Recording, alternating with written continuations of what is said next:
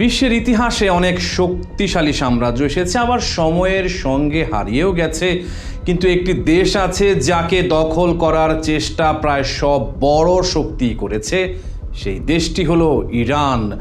যুক্তরাষ্ট্র, ইসরায়েল মিলে আক্রমণ করেও ইরানের মনোবলে চিড় ধরাতে পারেনি।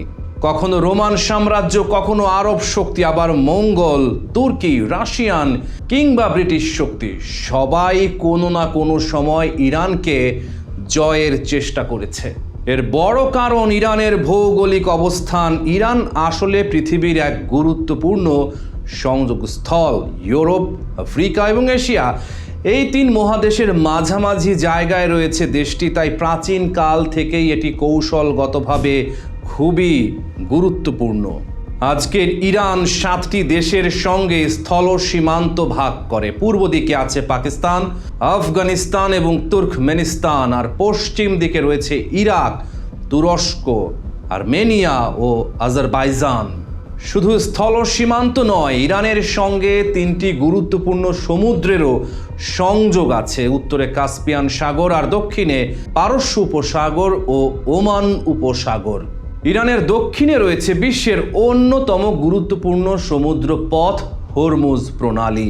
বিশ্বের প্রায় 20% তেল ও গ্যাস এই সংকীর্ণ পথ দিয়ে যায়। হরমুজ প্রণালীর কাছে 7টি দ্বীপ রয়েছে। 1970 সাল থেকে এগুলো ইরানের নিয়ন্ত্রণে আছে, যদিও এর আগে দ্বীপগুলো সংযুক্ত আরব আমিরাতের অধীনে ছিল। কাস্পিয়ান সাগরেও আশুরা দেহ নামে একটি দ্বীপ রয়েছে, সেটিও ইরানের নিয়ন্ত্রণে। গত প্রায় 40 বছর ধরে পশ্চিমা বিশ্বের জন্য ইরান এক বড় মাথা ব্যথা। কিন্তু প্রশ্ন হলো, এত শক্তিশালী দেশগুলো কেন ইরানকে দখল করতে পারেনি? এর বড় কারণ ইরানের ভূগোল। ইরানের দক্ষিণ ও পশ্চিম দিকে রয়েছে বিশাল জাগ্রোস পর্বতমালা। এই পাহাড় উপকূল থেকে শুরু হয়ে ইরাক ও তুরস্ক পর্যন্ত বিস্তৃত।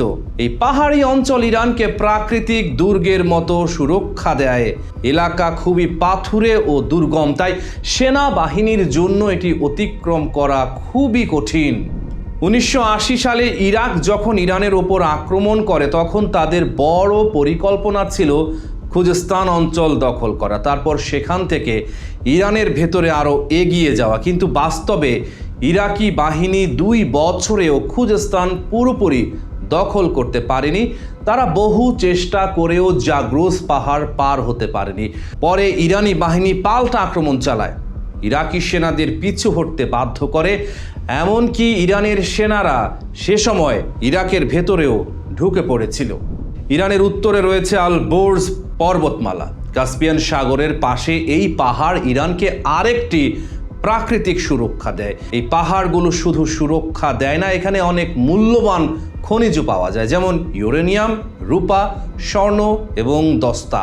বিশ্বের সবচেয়ে বড় জিঙ্কের মজুতও ইরানের কাছে রয়েছে। এরপর 20 শতাব্দীতে পারস্য উপসাগরের কাছে বিশাল তেল ও গ্যাসের ভান্ডার আবিষ্কৃত হয়। বর্তমানে বিশ্বের প্রায় 10% তেল এবং 15% প্রাকৃতিক গ্যাস ইরানের কাছে আছে। ইরানের প্রায় 2500 কিলোমিটার দীর্ঘ উপকূল রেখা রয়েছে। এটি দেশটিকে আরও কৌশলগত শক্তি দেয়। ইরানের সবচেয়ে বড় সমুদ্র বন্দর হলো বান্দার আব্বাস।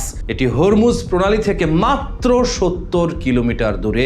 এই জায়গাটি ইরানের সবচেয়ে বড় ভূরাজনৈতিক শক্তি, কারণ ইরান যদি তার নৌবাহিনী দিয়ে হরমুজ প্রণালী বন্ধ করে দেয়, তাহলে বিশ্ব অর্থনীতি বড় ধাক্কা খাবে। কারণ বিশ্বের বড় অংশের জ্বালানি এই পথ দিয়ে ইউরোপ ও এশিয়ায় যায়। ইরানকে শক্তিশালী করার আরেকটি বড় কারণ তার ভূরাজনৈতিক কৌশল। 1980 সালে অনেক আরব দেশ ইরাকের নেতা সাদ্দাম হোসেনকে ইরান আক্রমণে সমর্থন দেয়। তখন ইরান বুঝতে পারে, টিকে থাকতে হলে তাকে নিজের প্রভাব অন্য দেশেও বাড়াতে হবে।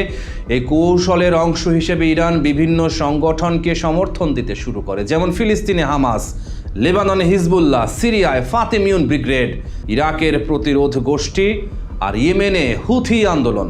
এই নেটওয়ার্ককে বলা হয় অ্যাক্সিস অফ রেজিস্ট্যান্স। এই নেটওয়ার্কের মাধ্যমে ইরান ইসরায়েল এবং অন্য দেশগুলোর ওপর চাপ তৈরি করে।